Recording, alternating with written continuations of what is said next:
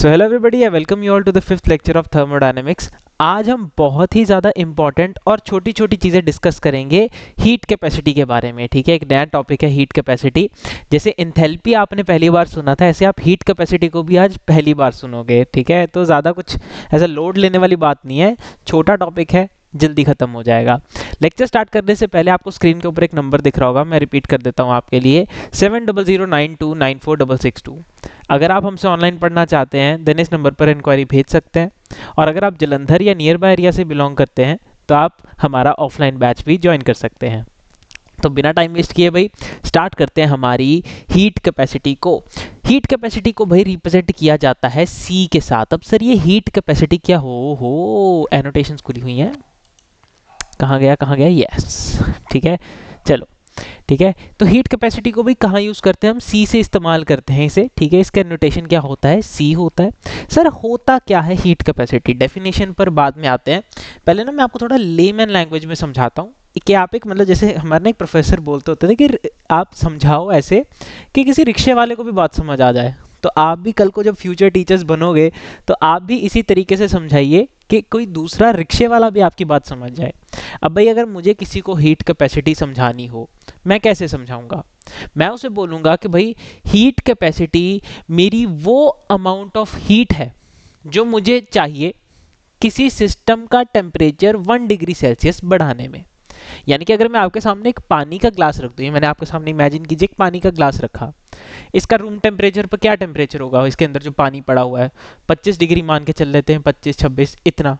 ठीक है, मैं कहता हूं अगर इस पानी का टेम्परेचर जो है वो 25 डिग्री सेल्सियस है, ठीक है 25 डिग्री सेल्सियस है, तो मैं कितना हीट दूं इसको सिस्टम को कि इसका टेम्परेचर 26 डिग्री सेल्सियस हो जाए, है ना जी। 25 से 26 डिग्री सेल्सियस करने में इसका टेम्परेचर मुझे बाहर से कितना हीट रिक्वायर्ड हुआ, कितना हीट देना पड़ा, वो होती है भाई मेरी हीट कैपेसिटी।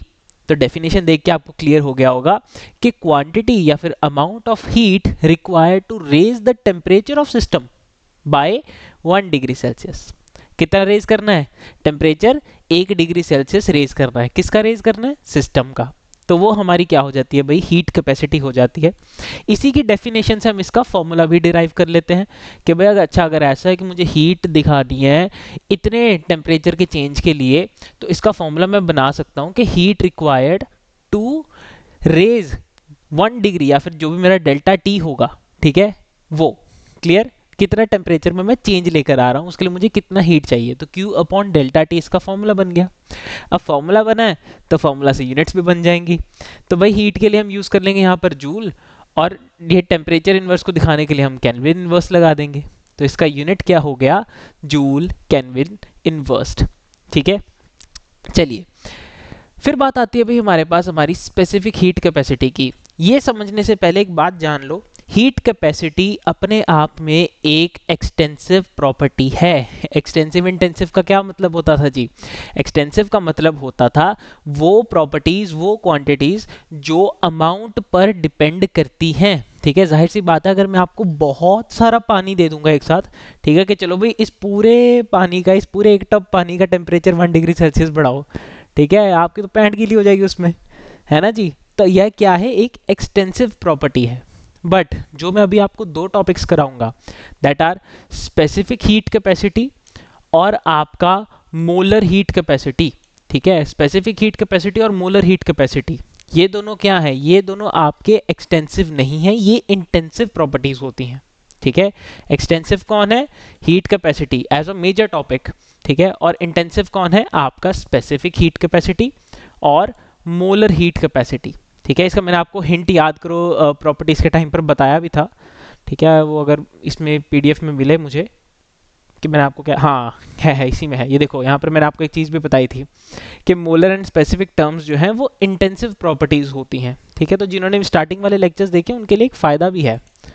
ठीक है, चलिए टॉपिक पे वापस आते हुए, चलो स्पेसिफिक हीट क्या होता है, ध्यान से समझो मेरी बात को। स्पेसिफिक हीट को हम रिप्रेजेंट करते हैं CS से। ठीक है, ये इसका नोटेशन हो गया, इसका सिंबल हो गया। ठीक, होता क्या है स्पेसिफिक हीट कैपेसिटी, मैं 1 ग्राम ऑफ सब्सटेंस को, ठीक है, मेरे सिस्टम में मान लीजिए मैंने 1 ग्राम ऑफ सब्सटेंस डाला, उस 1 ग्राम ऑफ सब्सटेंस का टेम्परेचर 1 डिग्री सेल्सियस रेज करने में मुझे कितना हीट देना पड़ा, वो हो गया मेरा स्पेसिफिक हीट कैपेसिटी। यानी कि मेरा 1 ग्राम ऑफ सब्सटेंस का टेम्परेचर बढ़ाने में कितना टेम्परेचर बढ़ाना है, 1 degree Celsius. 1 gram of substance का 1 डिग्री सेल्सियस टेम्परेचर बढ़ाने में कितना हीट देना पड़ा, वो होता है आपका स्पेसिफिक हीट कैपेसिटी। तो पढ़ते हैं कि क्वांटिटी या फिर amount of heat required to raise temperature of 1 gram substance by 1 degree Celsius. 1 degree Celsius बढ़ाना है 1 ग्राम सब्सटेंस का, ठीक है। तो यहाँ पर फॉर्मूला में छोटा सा चेंज क्या आएगा, डिनोमिनेटर में यहाँ पर हम स्मॉल m यूज करेंगे। अब ये गलती मत करना, कई बच्चे स्मॉल m को ना मोलैलिटी समझ लेते हैं, ठीक है। ये मोलैलिटी नहीं है, ये सिंपली मास है। जो भी आपको क्वेश्चन में गिवन होगा आपको वो यहाँ पुट करना है। तो यहीं से हमारी यूनिट्स भी थोड़ी बहुत चेंज हो जाएंगी। पहले हमारा क्या होता था, जूल केल्विन इनवर्स होता था, अब हमारे पास क्या है, जूल ग्राम इनवर्स केल्विन इनवर्स। ठीक है, क्यों, क्योंकि यहाँ पर एक मास वाली क्वांटिटी एक्स्ट्रा आ गई। फिर बात आती है हमारी भाई कि सर ये मोलर हीट कैपेसिटी क्या होती है। अब जैसे स्पेसिफिक था, ठीक है, स्पेसिफिक हीट कैपेसिटी में हमने बात की मास ऑफ सब्सटेंस की, यहाँ पर हम बात करने वाले हैं मोल्स ऑफ सब्सटेंस की, ठीक है। याद करो मैंने आपको एक फ़र्क बताया था कि जैसे आप किसी चीज़ को मास या ग्राम में तोलते हो, ठीक है, ग्राम में, किलोग्राम में, ऐसे ही अमाउंट मेजर करने के लिए कंसंट्रेशन टर्म होती है, उसे हम मोल बोल देते हैं, ठीक है।